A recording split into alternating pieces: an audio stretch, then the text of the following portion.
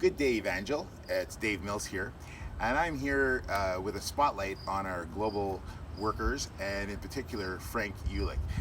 He's got an incredible story, and I think after you hear this story, it should excite you, make you want to pray more, and even give more to our global workers. So, without further ado, here's a little story about Frank and his life.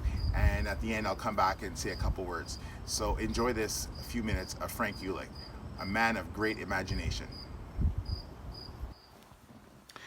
Frank was born in Aachen, Germany in November 21, 1935. He was the seventh child and sixth son of a roof maker of less than moderate income.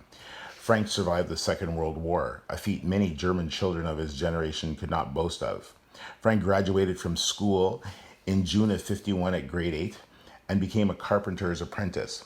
1 year after completion of his 3 year apprenticeship, Frank set out for India on a bicycle, June 6, 1955. It took 6 months to reach Karachi, Pakistan, where Frank worked as a carpenter for another 6 months. Frank journeyed by boat to Bombay and from there by hitchhiking back to Germany, where he arrived in October of 1956 without a cycle as it fell apart in Karachi. A year and a half later, in May of 58, Frank moved and immigrated to Montreal, Canada. We made it. Frank's unquenchable desire to travel, which marked his teens, followed him into his late 20s. Frank crisscrossed the North American continent once by hitchhiking. The next journey by car found Frank in British Columbia, where his car broke down. After trying his hand at picking apples at some places, Frank finally ended up with a Pentecostal carpenter in Kamloops, British Columbia, who persuaded Frank to go to church, and that was in November of 64. About a month later, Frank accepted Christ, and it took about 3 months before Frank got his first faint notion of what that meant. Frank returned to India as an independent in January of 76. About a year later, Frank found himself with several poor children, which he and his co-workers took under their care. To date, they have some 850 to 900 children in their care. October 1981, some of his young people and Frank formed a society called the Ministry of Love Education Society. What a wonderful name. By April 1982, Frank bought an 18-acre piece of land at the outskirts of Nagpur and built their first home. They call it the House of Imagination. The number of kids increased dramatically. Frank opened the primary school at Nagpur compound in 1987, which has blossomed into a junior college for grade 11s and 12s. In the early 90s, Frank also started a girls' home on a 5.5-acre land. The girls' home has some 500 girls at its own school. In January of 1995, Johann A. Rout, a former student and Frank's protege, became president of the society. He was 25 years old.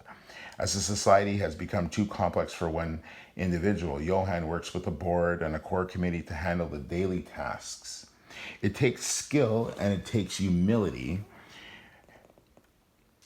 to know when to hand off elements of a dream to someone not only that one can trust, but that could help take the dream one has further. But Frank has done that and so much more. In fact, Frank, like so many global workers and missionaries, have inspired me from a young age. I remember back in 2001 taking a group of students to Los Angeles to the Dream Center, and we fed the homeless, and we did Meals on Wheels. We did an adopt-a-block serving a neighborhood.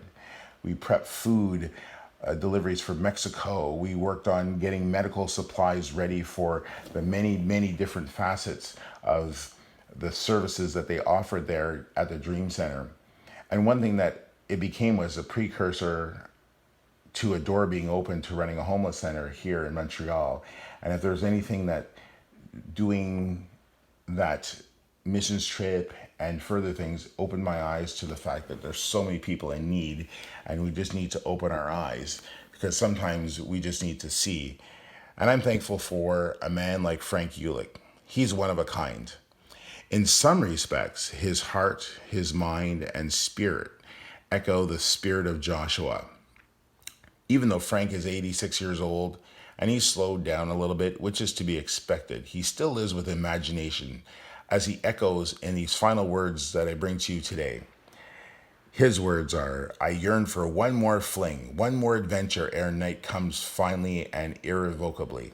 One more bathed in the joy of life leaping to meet a final challenge, a grasp of a final dream. I will not fear the lengthening shadows. Let night come. Frank Juelich, a godly man with imagination.